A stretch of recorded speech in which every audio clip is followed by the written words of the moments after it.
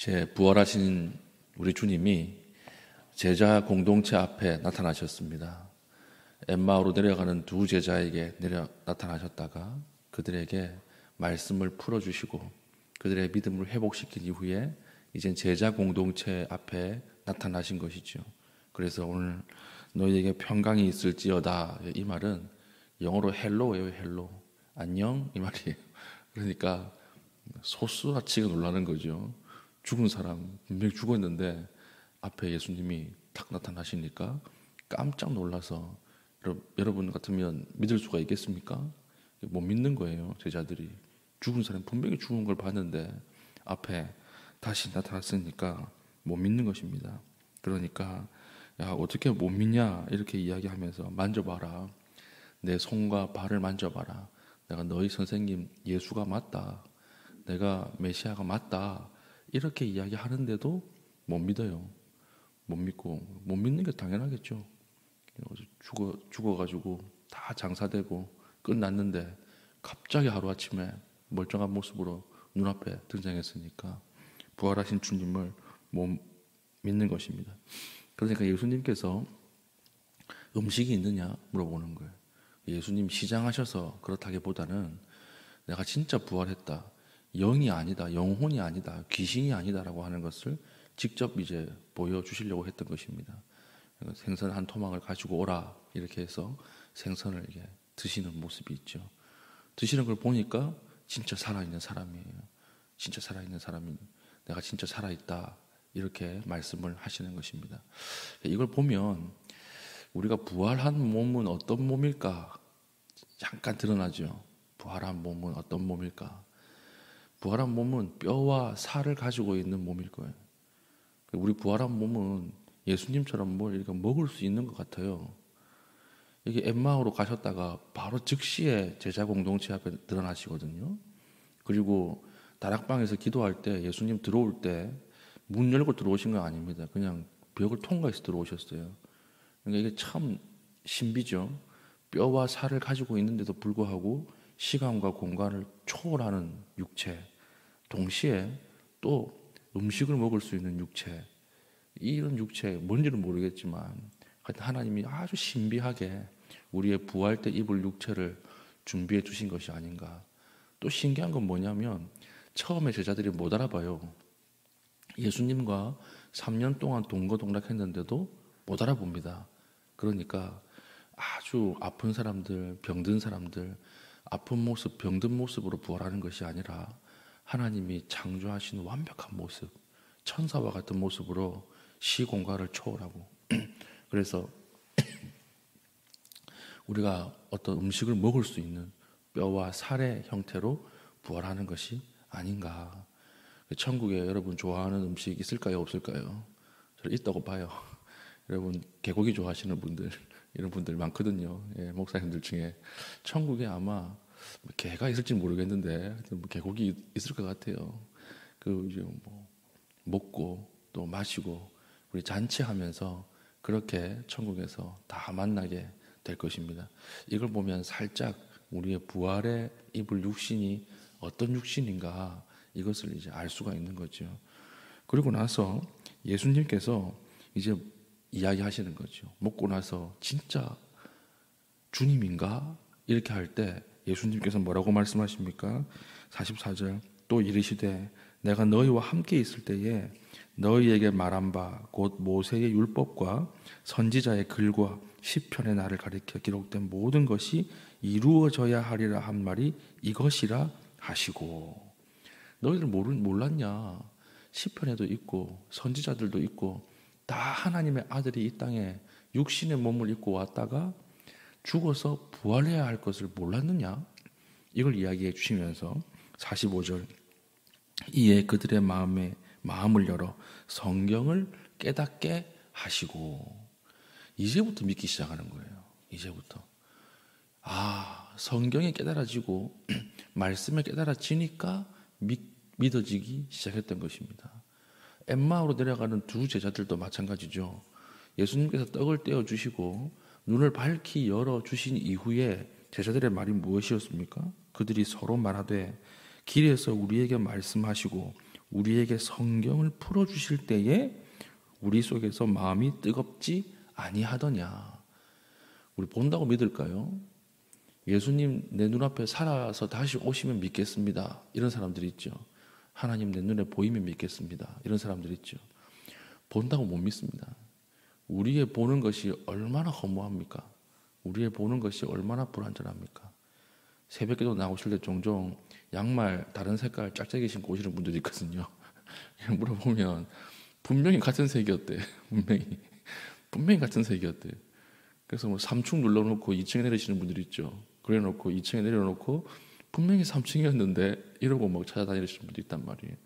이걸 보면 우리의 보는 것이 얼마나 약한지 우리가 알 수가 있는 것이죠. 본다고 믿겠습니까? 하나님이 지금 다시 우리 눈앞에 짠 하고 등장한다고 믿을까요? 못 믿습니다. 본다고 믿을 수 있는 것이 아니에요.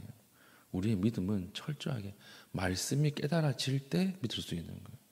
성경을 쭉 읽어가다가 성령께서 그 말씀에 빛을 쬐어주셔서 그 말씀이 정말 진리구나, 참이구나. 그때 예수께서 우리를 만나주시고 우리에게 믿음이 생기는 것이지, 우리가 어떤 기적을 보고 환상을 본다고 해서 믿음이 생기는 것이 아니다. 이것을 보여주는 것이죠. 그래서 우리 주님께서 부활하실 때 바로 앞에서도 믿지 못하는 제자들에게 성경을 풀어서 보라. 구약의 모든 구약이 다 나를 가리키고 있는 것이 아니냐. 구약대로 내가 죽었다가 살아난 것이 아니냐. 이걸 깨닫기 시작하니까 믿어지기 시작하는 거예요. 여러분들, 우리도 마찬가지죠. 저와 여러분들도 믿음이 사라지고 믿음이 약해질 때 하나님 나에게 뭘 보여주십시오. 이것보다는 어떻게 기도해야 돼요? 성경을 읽는 가운데 깨닫게 해 주십시오. 깨달을 때 진짜 믿음이 생기는 거예요. 진짜 믿어지기 시작하는 거예요. 이것이 성령께서 우리에게 주시는 큰 기쁨입니다.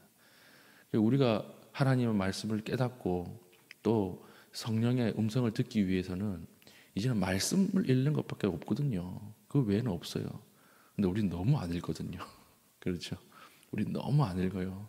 주일날 우리가 봤던 본문, 펼쳤던 본문 그대로 접어놨다가 그 다음 주일날 이렇게 가지고 오시고 그 뒤에 또 펼쳐져 있고, 그러면 우리가 아무래도 말씀을 등한시하는 삶을 살게 되지 않겠습니까? 말씀에 대해서 사랑하시고 말씀을 암송할 수 있으실 때 한 절이라도 더 암송하시고, 또 말씀 가운데 믿음의 깊은 곳으로 들어가는 은혜가 있기를 예수님 이름으로 축복합니다.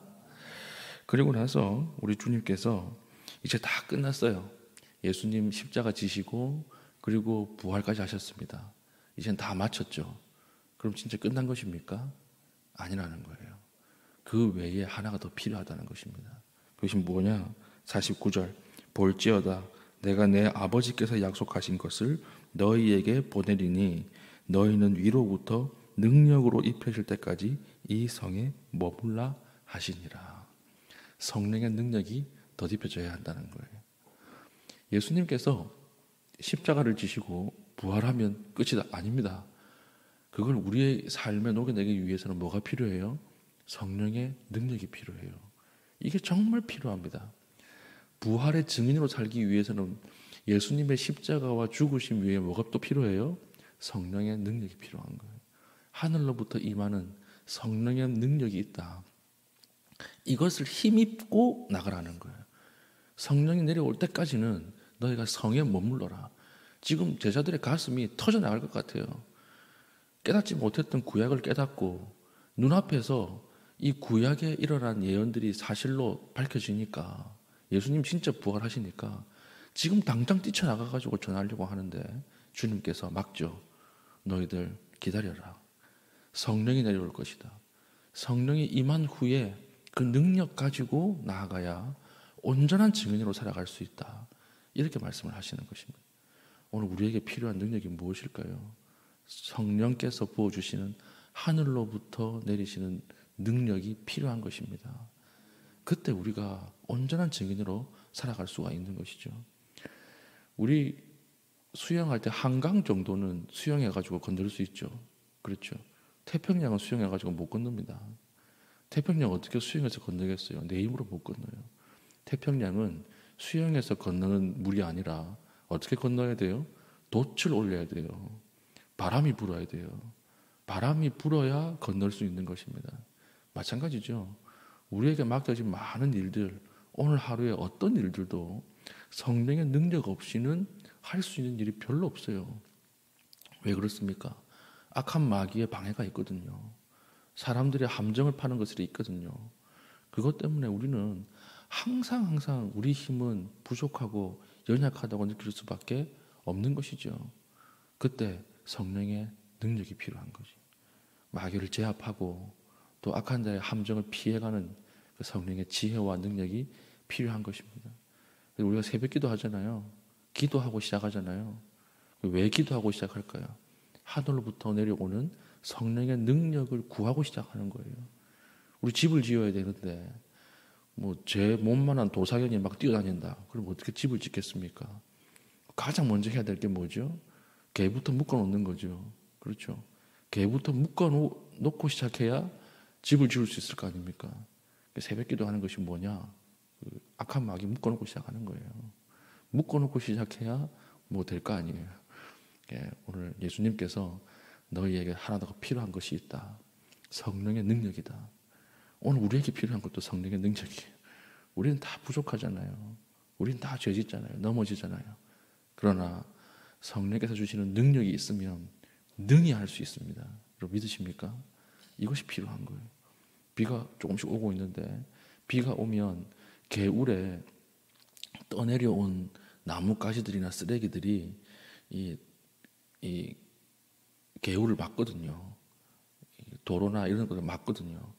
이걸 한 방에 다 날려버릴 수 있는 건 무엇입니까? 홍수가 나야 돼요. 홍수가 나면 압도적인 물이 밀려오면 그 걸려있던 나뭇가지들 다 사라집니다. 다 없어집니다. 우리에게 이런 성령의 능력이 임해야 할 것입니다.